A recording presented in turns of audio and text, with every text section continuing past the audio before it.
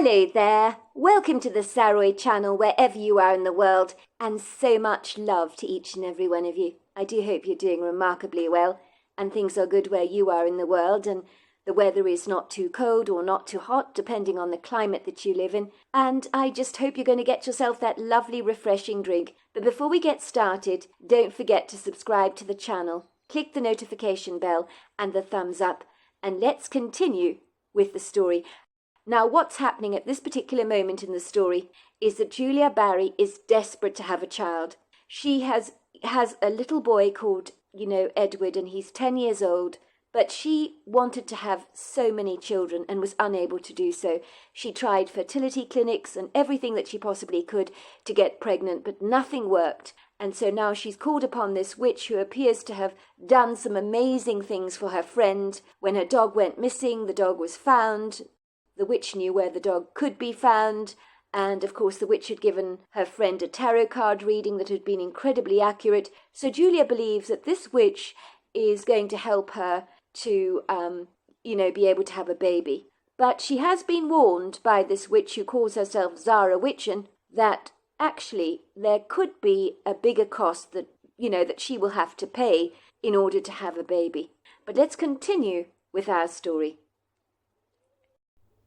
"Sweetheart," said Julia Barry, turning to her son Edward, who looked up at her from the corner of the kitchen, where he was playing with his dinky toys on the floor. "Edward, I just think I should warn you, love. The kitchen is going to get dark for a second. Mummy is going to be lighting some candles with her guests. You stay exactly where you are on the kitchen floor, playing with your toys. You mustn't move.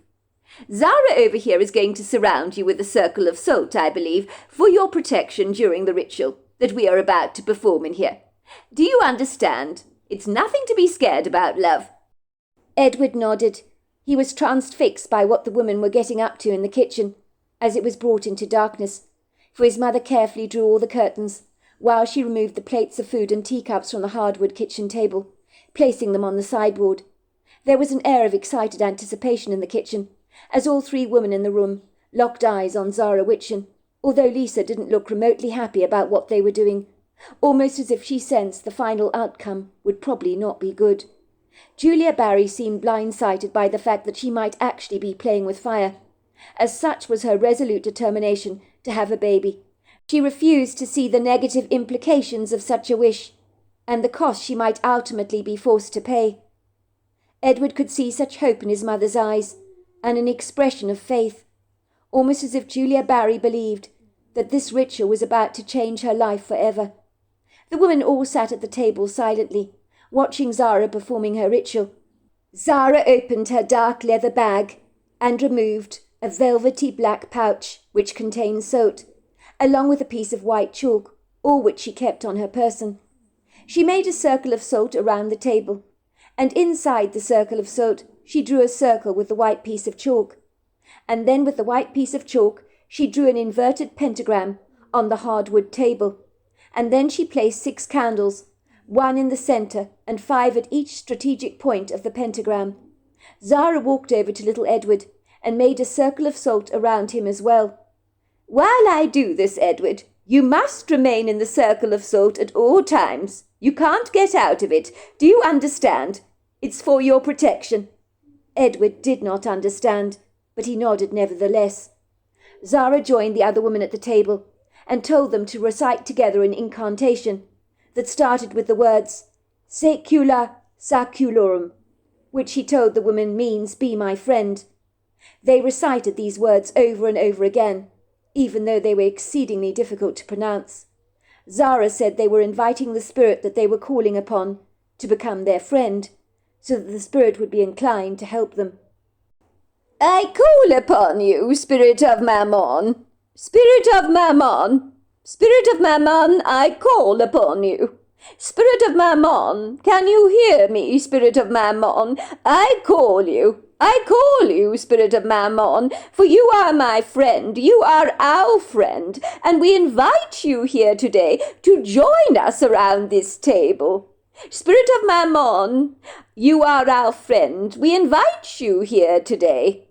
Edward was to learn later that Mammon was the demonic spirit of greed, We summon you, spirit of Mammon, for your help is needed on this day. Hakula tila kikwa, haki solatina, agi kakwasa, hadlilotola, shekasada nodotola. It would seem a strange, rather incomprehensible incantation of words came out of Zelda's mouth, as all four women held hands together. All of a sudden a mighty wind blew through the kitchen. The curtains began to billow and shake like the sails of a boat on a tempestuous stormy sea. The entire kitchen table violently rocked and shook as if the kitchen had been hit by a mini-earthquake.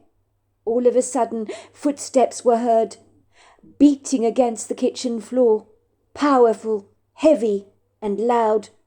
And one by one the candles went out, as if someone had walked around the table and blown them out one at a time.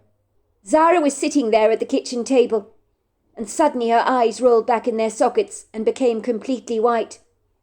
And then a terrifying male voice began to emerge from her throat, speaking to her in a language that Edward believed later was possibly Latin, although he couldn't be sure. Oh, gelata, gelato, galonoto, lege, no gelata, guani.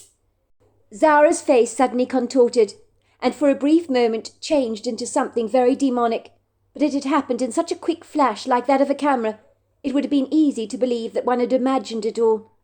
All of a sudden a purple light appeared in the middle of the dark bottle that contained a drop of Julia Barry's blood, which was standing next to her lock of hair.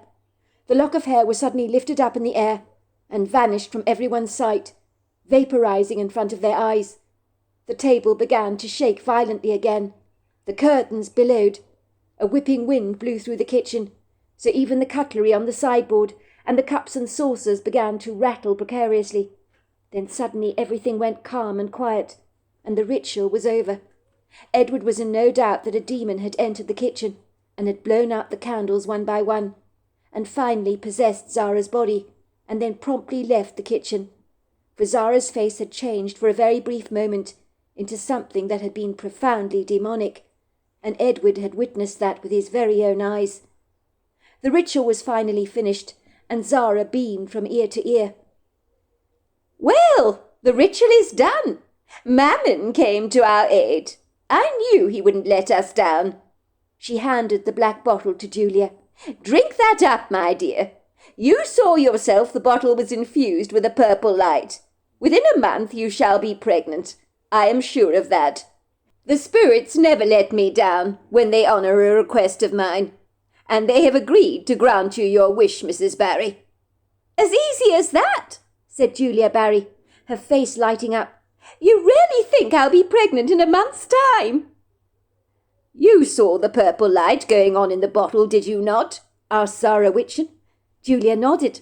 I certainly did see the purple light going on in the bottle. It was extraordinary. I've never seen anything like that before. Well, the purple light means that Mammon has granted you your wish, Mrs. Barry. But remember, Mammon will be wanting something in return, and I did warn you about that. Oh, I'm very well aware of that, said Julia Barry. I'm willing to give up a lot to have a baby. Nothing in this life is ever free, is it? Julia drank down the liquid quickly, claiming it didn't exactly taste of water, or even of her blood, but something that was profoundly bitter. She almost gagged from the taste because it was so vile, but the three women did their best to stop her from vomiting. For Zara told them that if she brought up the contents of the bottle, that the spell would become null and void. But even if that were to happen, the spirit of Mammon would still expect full payment. After the ritual had been performed, Zara Witchen left the Barry household, claiming that her services were required somewhere else. Julia thanked her profusely for her kindness, and Zara said she was most welcome. Once Zara Witchen left the house, the kitchen seemed to become a whole lot warmer. The women continued their tea party together, enjoying sandwiches and cakes to their heart's content, as the ritual had made them all ravenously hungry. The curtains were now fully open, so the warm sunlight filtered through the room. Things seemed normal again, but at the same time they felt remarkably different, like when someone throws a stone in a body of water and the water is disturbed. While the water may remain the same, The movement in the water has almost certainly changed it. "Well, what do you think, Julia, about Zara Witchen?" said Angie, her eyes lighting up. "I told you Zara was good. I knew when she found little Beau that she'd be able to help you fall pregnant. I know it hasn't happened yet, but my bet is you'll be pregnant by the month end. I don't doubt that for a single second. Zara Witchen's clearly got magical powers, has she not? Isn't she absolutely wonderful? The most fascinating person you could ever meet. And to think that she's actually a real live witch in this day and age. Who would have thought it possible?" said Angie, bubbling over with enthusiasm. "Did you hear the strange words that came out of her mouth? Did you see how the kitchen table rocked when she said her incantation? When that happened, I don't mind admitting it scared me half to death. Something was definitely in the kitchen with us, wasn't it? And for a while the spirit actually possessed Zara. Her eyes went completely white. Did you see that? I don't mind admitting it freaked me the hell out. But Zara knew exactly what she was doing, so I knew we were in great hands." "I feel very confident that she did, and that you're absolutely right, Angie. I'm so grateful you introduced the woman to me. I do feel as if I might be pregnant before the month end. I feel profoundly different after I drank that tincture that contained my blood. For some reason, I just know I'm going to have a baby very, very soon, in the next 9 months, and I can hardly wait." "Did you hear that, Lisa?" said Angie, turning around to address Julia's friend, who had remained unusually quiet. Edward could see that Lisa was wringing her hands very nervously together, in what was probably a self-soothing gesture for her. "I don't like what happened in that ritual," she said. "And yes, I did see Zara Witchen's eyes go white. Her face changed for a second. It was demonic. That's what it was, Angie." "Don't be ridiculous, Lisa. Zara is a good witch. You know that. She protected us with salt, didn't she?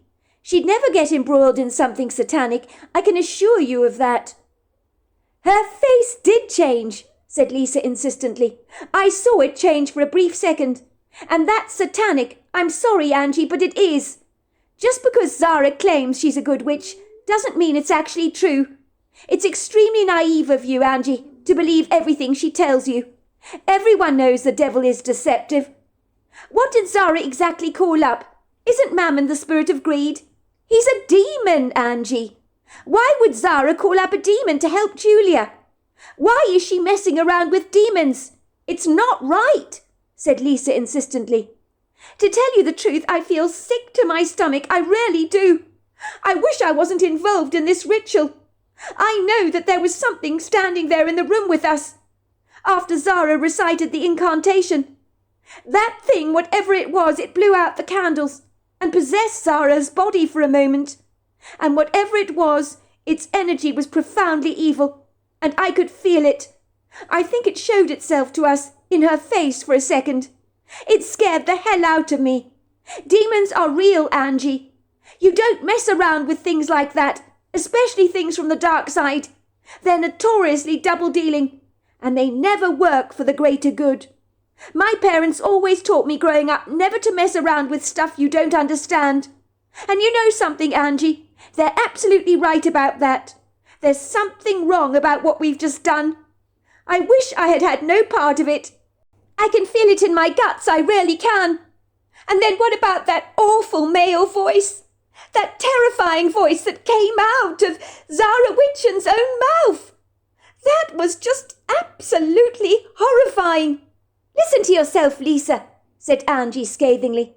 It's so typical of you to overreact like this and make something out of nothing. There's nothing evil about what just happened. Zara called up the spirit of Mammon to help us.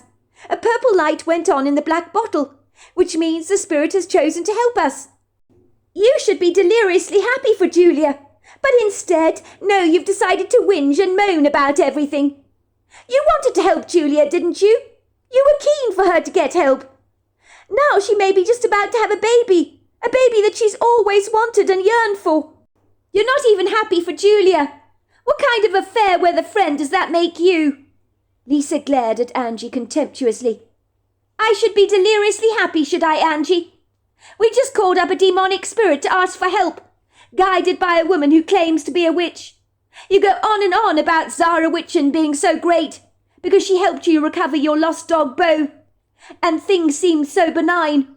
But I'll tell you something for nothing. That woman gave me the chills. She made my skin visibly crawl. The kitchen became icy cold when she came here today. And it's warmed up now that she's gone away. Something's not right about her. I think she's demonically possessed, I really do. Oh, for goodness sake, Lisa, listen to yourself. Where are all these insane ideas of yours coming from? These ideas are not ideas. They're called gut instincts, if you must know. We're given these instincts by God to guide us to make better choices in our lives. Let me tell you something for nothing, Angie. The moment I saw Zara Witchen, every hair on my head stood up on end, and that's not normal, nor is it natural. That's never ever happened to me before. You might only have had to give the spirit's fruit, which you buried in your yard under the apple tree, when Zara Witchen revealed to you where little Bo could be found. But that's what demons do, don't they? You only have to pay a little in the beginning, but later on you have to pay a lot. What if she expects Julia here to give up something very, very big? Like what? Asked Angie. Like her soul or something. Oh, for goodness sake, Lisa, you're being ridiculous. Zara is a good witch. She's helping us. You heard her saying she helps people like she helped me find Bo, and gave me a very accurate tarot card reading, which was exceedingly helpful. She said that witches had had a bad rap for centuries, so she has to do what she does undercover. She was here to help us. She didn't have a duplicitous agenda, I assure you. She kept us safe with that circle of salt around the table. There is nothing sinister about Zara Witchen. I would be the first to know if there was. She is a very professional witch. She knows exactly what she's doing, and she's a good person. I'm very sorry, Angie, but I'm going to have to disagree with you on this one. I didn't like Zara Witchen from the word go. I know it's not what you want to hear, but it's what I feel. Didn't you notice how dark her eyes were? In my opinion, they were insidiously evil. I watched her walking over to little Edward over there, and the poor little mite trembled. Kids are very sensitive to spirit, you know, much more so than we adults are. I remember hearing about that somewhere. I could tell at once that Edward didn't like her at all. Let's just say, Angie, I think engaging in this ritual was possibly the most stupidest, most ignorant thing we've ever done together as friends. Did you not feel the icy cold wind enter the kitchen, and see how everything rocked and shook, how the curtains billowed, how the candles went out? There were no windows open. There was no draught. I don't believe there is such a thing as a good witch. I really don't. They're all the same. The woman is calling up demons, for goodness sake. So even if she considers herself to be helping people, we all know that demons by nature have nefarious agendas. All I can say is I hope we haven't invited something evil into our lives, like people sometimes do when they play with a Ouija board. I'm definitely going to see my pastor as soon as I possibly can, and have him pray over me. I feel as if I've been contaminated by something filthy, dirty, and insidiously evil, almost like when you've been to a hospital and visited a sick person, and you safeguard yourself by taking supplements so you don't end up with the infection that they've got. A silence descended over the kitchen table. Neither of the women spoke.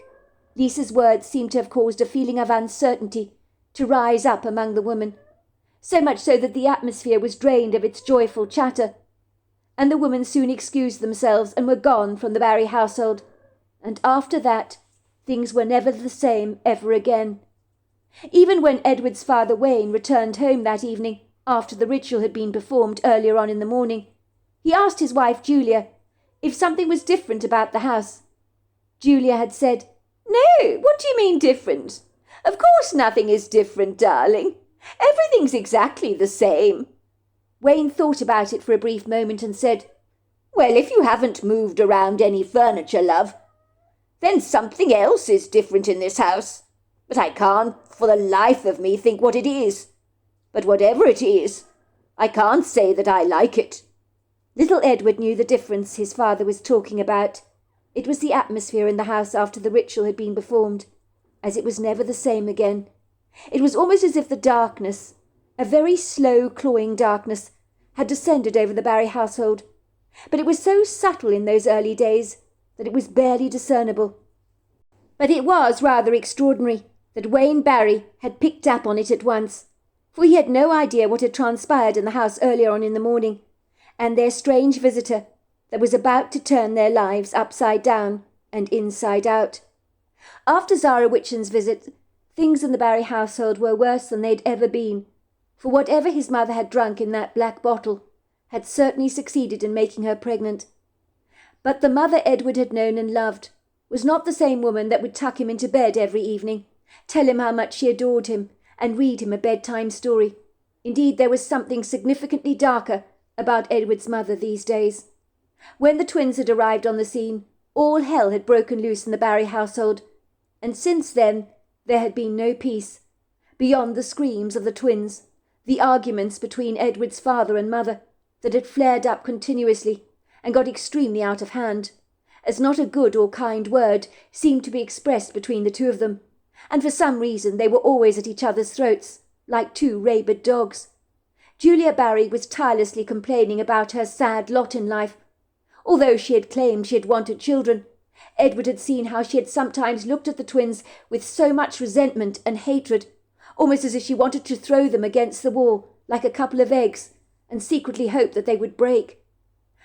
The lovingly adoring, attentive mother that had nurtured Edward for the last 10 years had become like a distant dream to him, for she had changed exponentially in more ways than you could ever imagine. Edward rarely did not recognize the person his mother had become, for not only did she not seem to care for the twins, as she should have done so, but she had so little regard for Edward at all, and was guilty of neglecting him most of the time.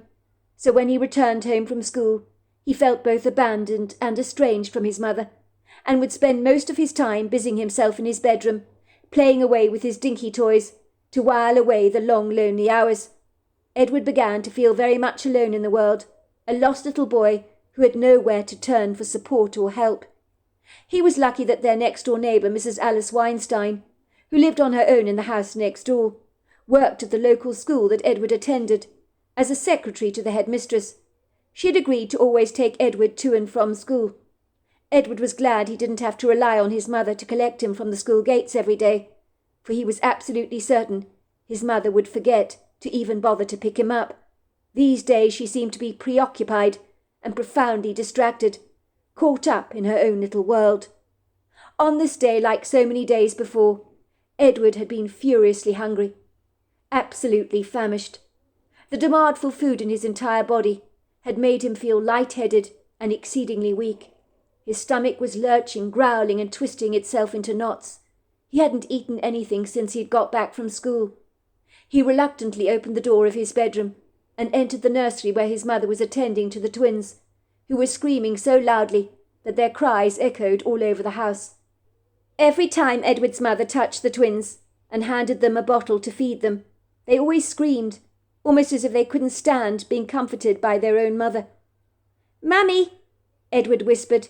His voice was urgent and politely quiet. "I'm very hungry, Mummy. I only had an apple.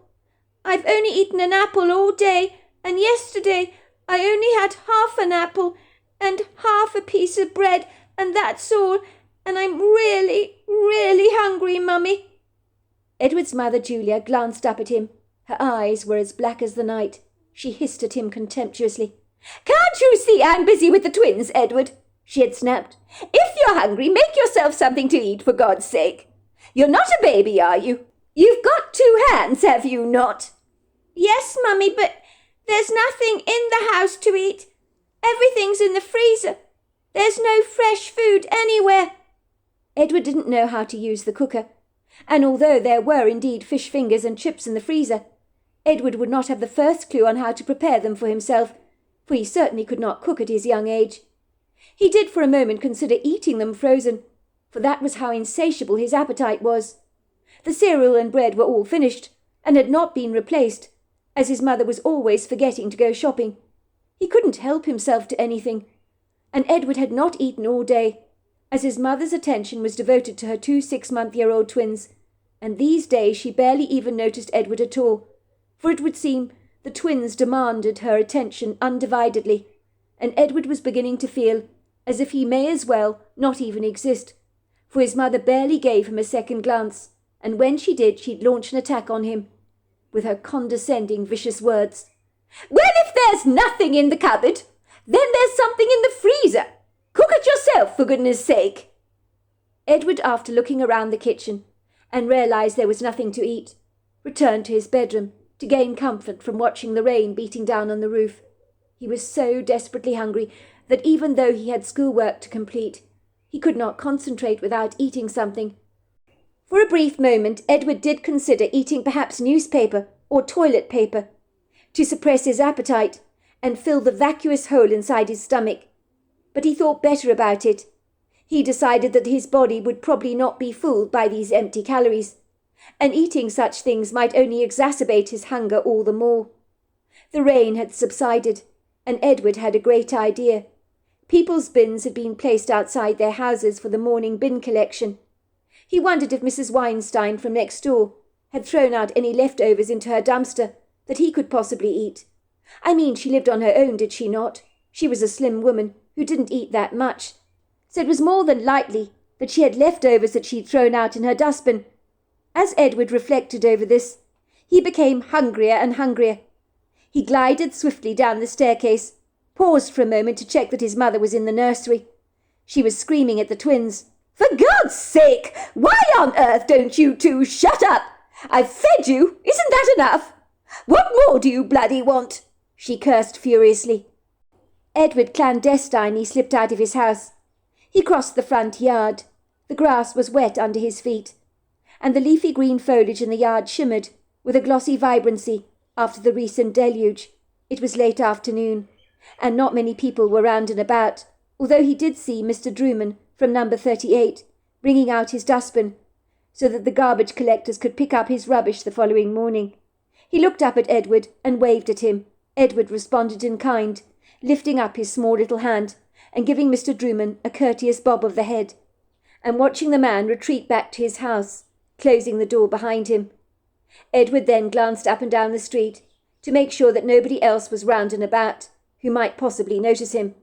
He knew what he was about to do would absolutely disgust his mother, if she were ever to find out about it. But when you're raging hungry like Edward was, you'll stop at nothing to get your hands on some satisfying food. Edward hurried over to Alice Weinstein's bin, pushing it to one side so it crashed on the pavement, spilling out some of its contents. By now Edward's stomach was growling with hunger, and he was filled with an animalistic determination to scavenge for food. Edward hurried over to Alice Weinstein's dustbin, pushing it to one side rather clumsily, so it crashed on the pavement, spilling out some of its contents. By now Edward's stomach was growling with ravenous hunger, and he was filled with an animalistic determination to scavenge for food. He worked his way gingerly through Mrs. Weinstein's bin, lifting through the contents as carefully as he could, making sure he didn't miss something that would be good to eat. But to his disappointment, he was greeted to potato peelings and empty wrappers from packets of flour and icing sugar, along with a finished packet of cereal. But then Edward found a bag with a picture of a kitty cat on the front, and Edward liked the picture because he'd always liked cats. The label on the bag said Tuna Fish Delight, and Edward loved tuna, so he decided to taste the pellets in the bag. They were delicious, he thought, so he grabbed handfuls of these fishy treats in his hands, gobbling them up furiously, feeling a sense of relief wash over him, for it was so good to be eating for a change. "Edward Barry, is that you?" came Mrs. Weinstein's voice. Edward's face flushed bright pink with embarrassment, for he didn't expect to be caught red-handed, pilfering through Mrs. Weinstein's bin. Some of the pellets he was eating popped out of his mouth and dribbled down his chin. He looked at Mrs. Weinstein sheepishly, with an expression of guilt written all over his face, as he stood among the rubbish, wishing with all his heart that the ground would swallow him whole. I'm so sorry, Mrs. Weinstein. I am really sorry. I didn't mean to," he said. "Edward, you're eating cat food. Do you realise that? I threw that bag out earlier this morning. My cat Roly-Poly refuses to eat it. She's such a fussy old thing, she is.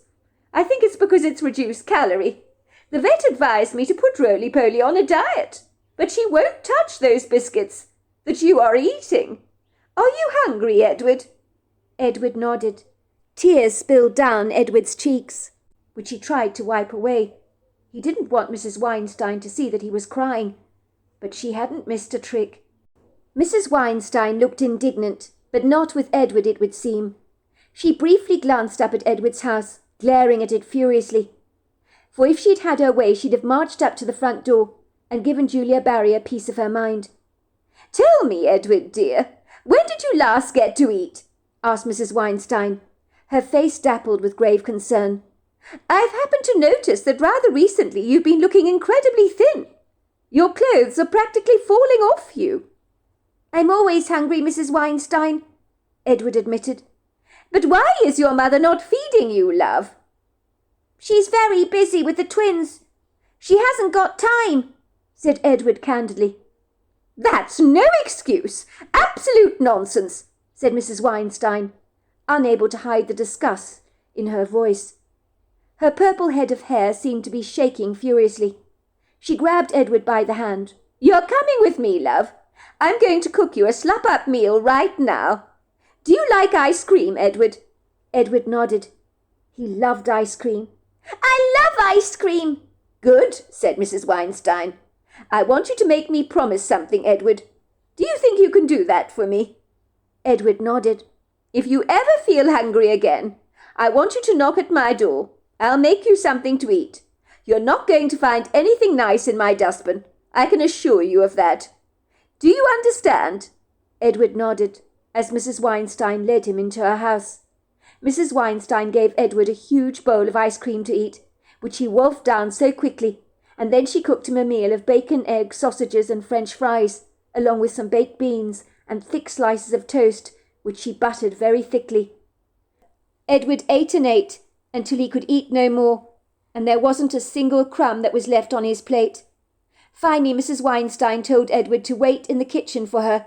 She'd only be a moment, but Edward could hear she was on the telephone to someone. He stood at the kitchen door listening in to the conversation, realizing in abject horror that Mrs. Weinstein was actually talking to his own father. "Hello, Mr. Barry. Yes, it's Alice Weinstein speaking. I've got your son Edward with me right now. He's currently in my kitchen. I'll send him home in a moment. I'm extremely worried about his welfare, Mr. Barry. I don't know how to break this to you tactfully. I caught your son eating my cat's pellets from my dumpster. I'd thrown them out because they're low-calorie and my cat Roly-Poly refuses to eat them. Your son was digging in my dumpster 45 minutes ago. He was half-starved, Mr. Barry. He says he can't remember the last time he had a good meal, or his mother cooked him any food. He says she claims to be very busy these days with the twins, too preoccupied to prepare him a meal.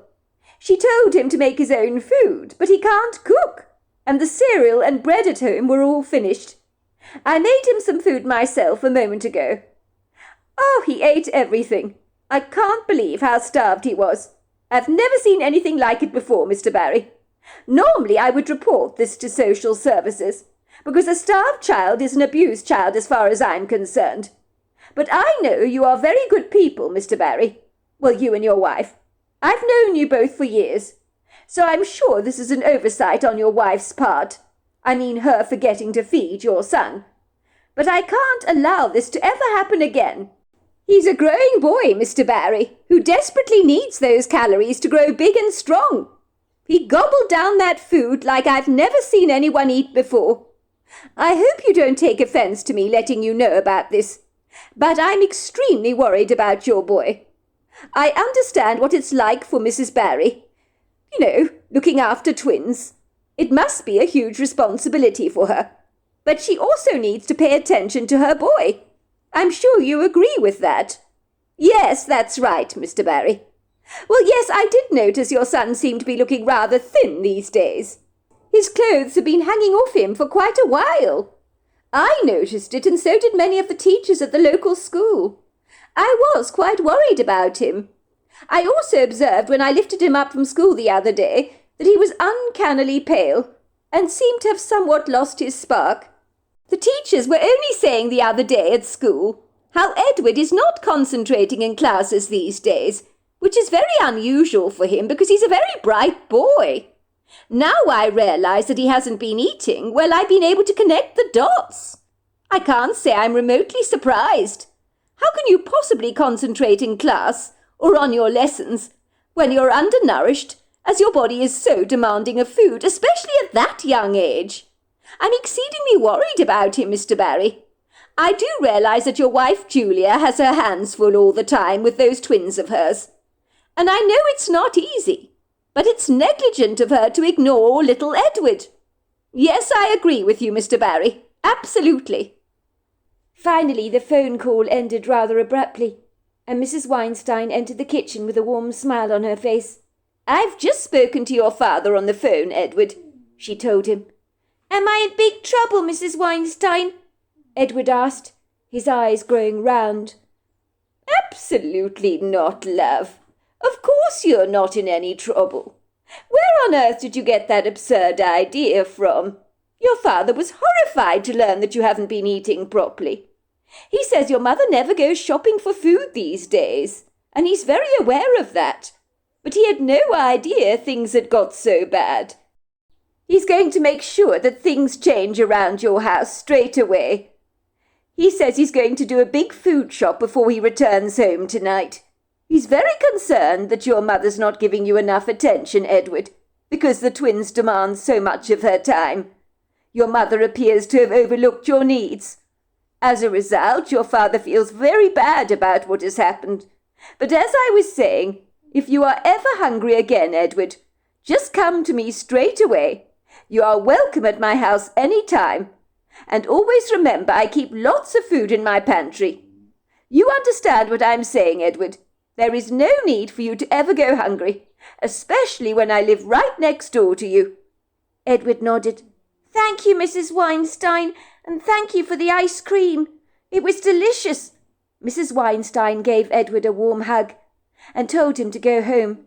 She gave him a box of cookies and a litre of strawberry ice cream to put in the freezer that he could eat later when he got hungry.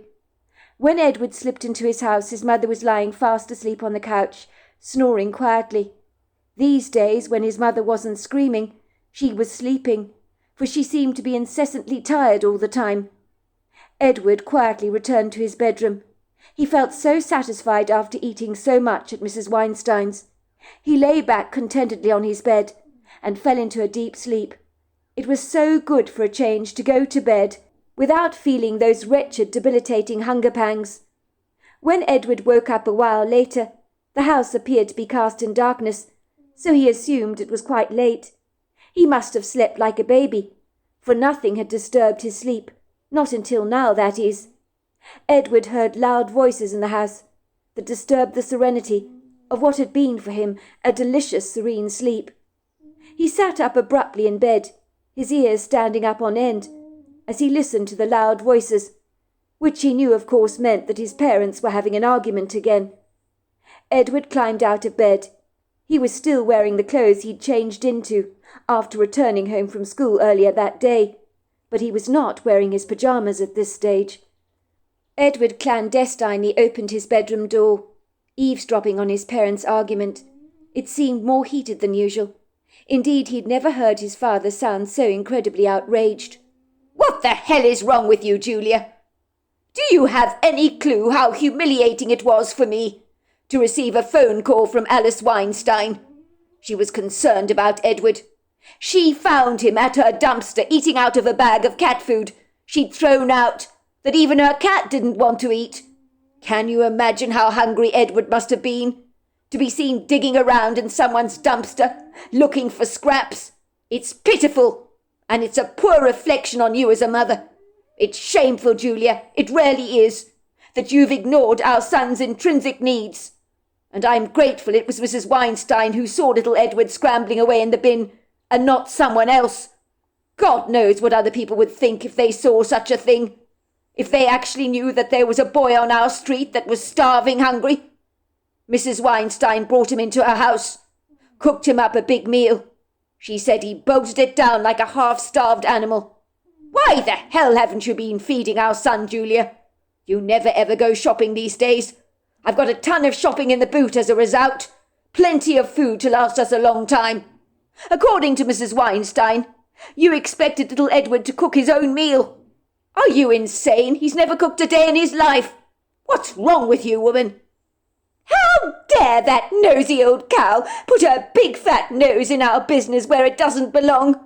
Of course I'm feeding Edward. That old bat is talking absolute nonsense. Lying through her teeth, she is. She's not talking nonsense, Julia, nor is she lying.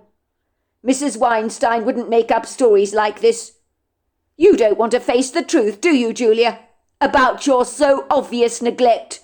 The truth is you haven't been feeding our son. You've become a deplorable mother. What on earth is wrong with you? You're not the woman I married, the woman who loved children so much and would do absolutely anything for them. Now you positively seem to resent little Edward, and the twins as well, as if they become thorns in your side. These days I feel as if I don't even know who you are. Don't listen to that stupid woman, Julia Barry cried out indignantly. She doesn't know anything about what she's talking about. She's trying to make me look like a bad mother. She knows a great deal. She says these days Edward looks very thin and pale. He's undernourished. I gather the teachers at school have been talking about Edward for quite some time. They said he used to be so bright, but they noticed he's not paying attention in class. His grades are slipping. And you know why? Because he's so damn hungry. Why the hell don't you go shopping, Julia? These days you've become bone idle. There's no excuse for your apathy. None at all. I'm very busy all the time with the twins, Wayne. You have no idea how hard I work around the house, attending to their every need. They're very demanding, you know. You claim to work so hard, but why is it every time I come home you're lying fast asleep on the couch? These days, when I return home, the house looks like a bomb has hit it. There's mess everywhere. The washing never gets done, and I don't think this house has seen a hoover for a long time. When I come home, the twins are screaming. I can't put up with this nonsense a moment longer, Julia. I'm going to take little Edward to stay with my father in Canada for a while, and then when I return home, we're going to sort this mess out once and for all. At that, Edward quickly closed the bedroom door behind him, blocking his ears. He didn't want to hear his parents arguing any more. It really did disturb the peace in the house. So he quickly returned to bed and once again drifted off into a deep sleep. Later that evening, Edward remembers his father coming into his bedroom and sitting on the end of his bed. He cleared his throat uncomfortably for a moment and said, "Sorry, son. I didn't mean to wake you up like this, but I just wanted to have a wee little chat with you." Edward then sat up in bed. He wiped away the sleepy debris from his eyes and let out a big yawn. "What is it, Daddy? Is everything all right?" "Everything's fine, son," said Wayne Barry, looking a tad uncomfortable as he spoke. "I got a phone call from Mrs. Weinstein this afternoon. When I was at work, she told me that you were eating cat pellets out of the bin because your mother hasn't been feeding you properly. As you can imagine, Edward, when I heard this, I was extremely shocked." "I'm so sorry, Daddy. I didn't mean to eat cat biscuits out of the bin. I was just hungry. I didn't mean to do it." "No, son. Don't you dare apologize for any of this. None of this is your fault. If anyone's to blame, it's me. I'm angry with myself for not noticing what is going on under my very nose. I should have realized how thin you were getting. I'm very grateful to Mrs. Weinstein for pointing this obvious fact to me." "So you're not going to be punishing me, Daddy? You're not angry?" "Punish you? Goodness gracious, no. And of course I'm not angry with you. You were hungry, looking for food. It's the most natural thing in the world to do when someone is hungry. I feel very ashamed that there was nothing for you to help yourself to in the kitchen. Your mother doesn't shop these days. She always seems to be so distracted. I'm not sure what's going on with her, but I want to find out, get to the bottom of it, so to speak. That's why I'm going to take you on this road trip. We're going to Canada to stay with your grandfather. Do you remember your grandfather? He came to stay with us for a week when you were 5 years old. When he stayed with us, the two of you got on very well. Do you remember that?" "I can't remember him very well, Daddy." I was only 5. I'm 10 now. A great deal older, you know. Well, of course you are, silly me. How can I expect you to remember him? That was a long time ago, was it not? Well, anyway, I phoned him up. He says he would be delighted for you to stay with him for the next 3 weeks or so. You're going to have the time of your life with him, son, let me tell you. It'll be a great opportunity for you to get to know your grandfather better. He's a very good man. You'll miss a bit of school, of course, but I phoned Mrs. Weinstein about 10 minutes ago. She says she'll talk to the headmistress for us on our behalf and inform her that you're taking the next 3 weeks off. Mrs. Weinstein thinks the fresh air in Canada will do you the world of good, and I agree with her on this one. I need you to get strong again, to get your health back, son. But I'm not sick, Daddy. I was just hungry, that's all. I know, son. You'll be living with your grandfather in his cabin in the country. I know my father knows how to make a mean beef stew and dumplings, so hopefully he can help put some meat on those bones of yours. He's an excellent cook, you know. I'm sure my father would very much appreciate your company. He was very sad, you know, when your grandmother died before you were born. If she were alive today, she would have doted on you. Your grandfather was very sad when she passed away. So much so that he moved away from Michigan to Canada and bought himself a cabin in the countryside. Thankfully, he's managed to find himself again. But what exactly does that mean, Daddy? Asked Edward. Wayne Barry reflected on his own words. Well, when I was saying your grandfather has found himself again, I don't mean he was lost. Well, actually, I suppose he was. As I was saying, he was very sad when your grandmother died. He loved her very much, you see, but he managed to find happiness again in his life, even without her around. So he's made some remarkable strides, I'm glad to say. But why did Granny die? Asked Edward. Well, she had a brain aneurysm in her sleep. When your grandfather woke up that day, that night, I think it was early in the morning, actually, he found she was dead. He was very sad about that. He refused to eat anything for a long time. I really thought he'd die as well. Because when people lose someone they love, Edward, sometimes they lose their own will to live.